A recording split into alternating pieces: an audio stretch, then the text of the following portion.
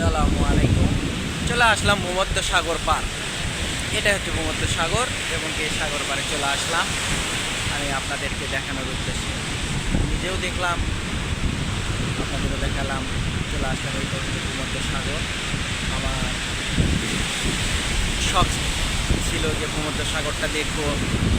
দেখলাম এই সাগর দেখেন আমার পেছনে কতটুকু, আমার পেছনে যে সাগরটা কত উত্তাল, কতটুকু হিংস্র হয়ে আছে। গত 2 দিনে বর্তমানে মিশরের আবহাওয়া খুব খারাপ। আবহাওয়া খুবই শীতল।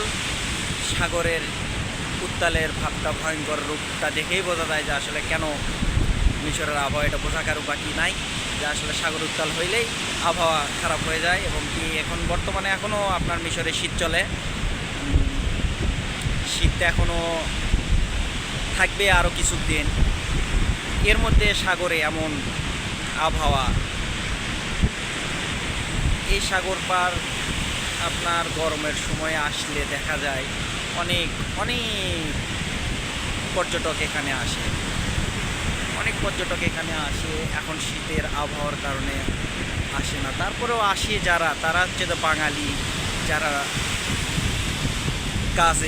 কাজ করে কর্মজীবন নিয়ে ব্যস্ত, তারাই আমার মতো এমন সময় সুযোগ হইলে তারাও চলে আসে। তো আমার পেছনে যে দেখা যাচ্ছে যে লোকজন, এরা সবাই বাঙালি।